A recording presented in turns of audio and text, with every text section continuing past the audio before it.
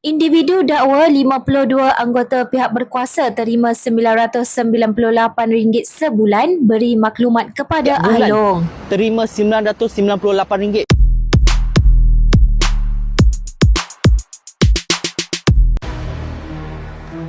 Aktivis MHO Encik Joshua mendedahkan kandungan telefon sindiket Ahlong yang dipercayai menunjukkan 52 individu berkaitan pihak berkuasa menerima bayaran bulanan untuk membekalkan maklumat mangsa. Beliau mendakwa terdapat bayaran tambahan bagi memastikan laporan polis diklasifikasikan sebagai NFA serta ugutan terhadap mangsa termasuk tekanan ke atas keluarga supaya menarik balik laporan. Joshua turut menyatakan dirinya kini menerima tekanan dan gangguan termasuk daripada pihak yang mendakwa sebagai pihak berkuasa selepas membongkar perkara tersebut. Malah beliau juga telah menolak tawaran wang berjumlah RM2 juta daripada sindiket Ahlong, sebaliknya memilih untuk menyerahkan semua telefon bimbit milik sindiket tersebut kepada pihak polis bagi tujuan siasatan. Dalam ni juga ada bagi tahu 52 pihak berkuasa setiap bulan yang terima duit dari mereka untuk bongkarkan, untuk bagi mereka maklumat data-data mangsa ni semua. 52 pihak berkuasa setiap bulan terima RM998.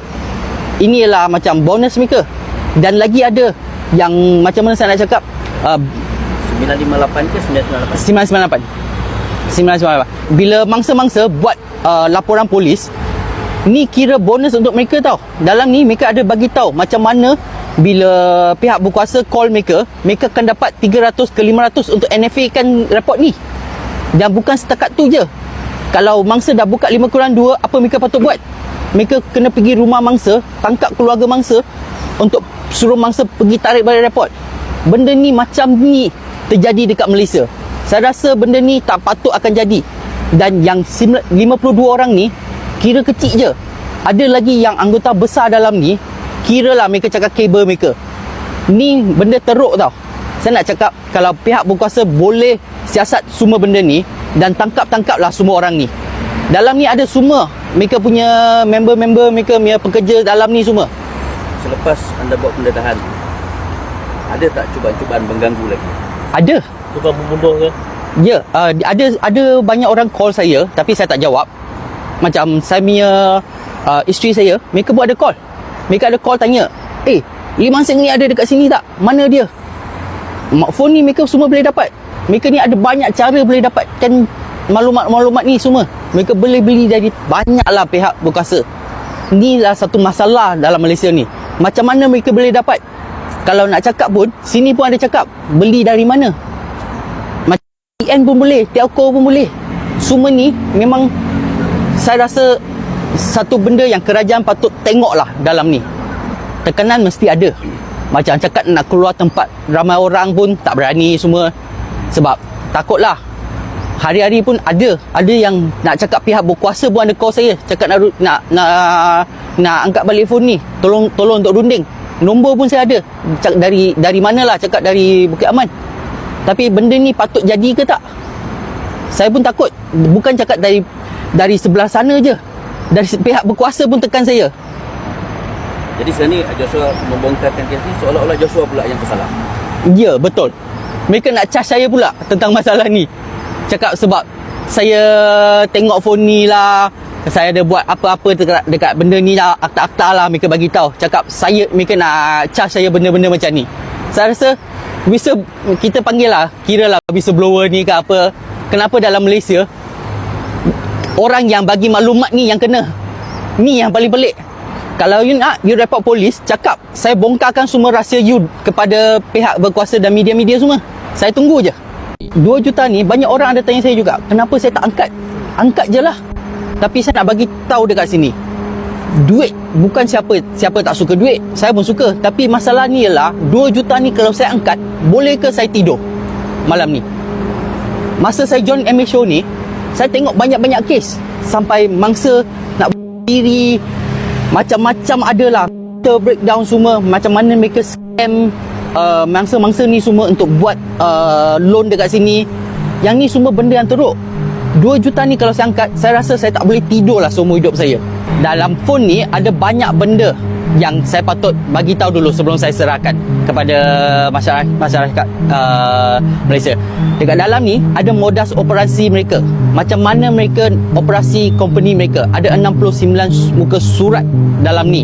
Dan juga selain tu ada company bank account company mereka.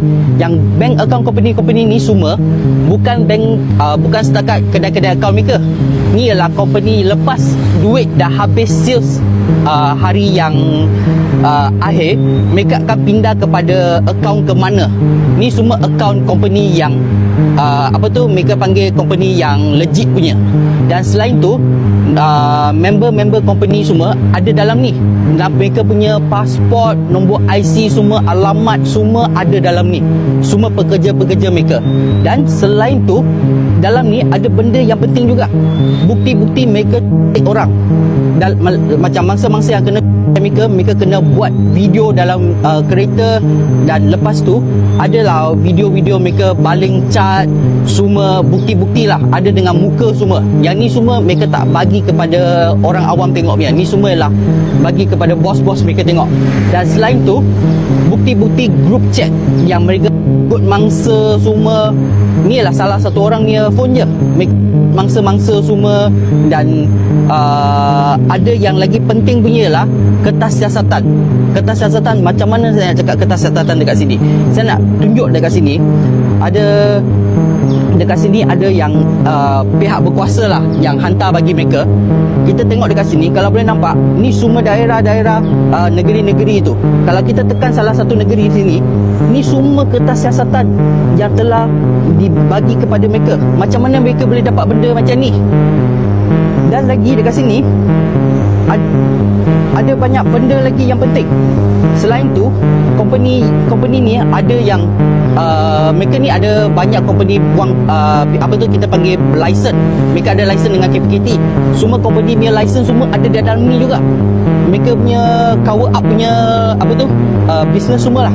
Dan sales report profit mereka, berapa mereka untung setiap bulan, setiap tahun. Macam 2025 hanya satu tim ni je dah untung 27 juta. Bersih tau. Ni untung bersih je tau. Dan amount bonus pekerja semua. Dan database login mereka, database ni semua adalah mereka cakap dibuat oleh pihak berkuasa tau. Database ni semua.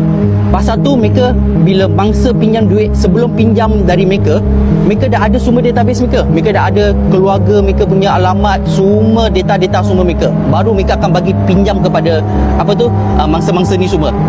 Dan mangsa-mangsa punya kita panggil my card lah. Dalam ni semua ada banyak, beribu-ribu my card semua. Semua dalam ni semua ada. Dan juga alamat, paling penting, alamat office mereka dekat mana, alamat asrama mereka dekat mana, semua dalam sini. Dan juga ada advertising company mereka. Advertising company ni semua tolong mereka advertisekan mereka punya advertisement. Pasal tu mereka boleh dapat sales yang tinggi. Mereka punya rate advertisement ni dah dekat 90% success rate tau. Kalau tak ada advertising ni, rasa mana mereka boleh dapat bisnes semua ni?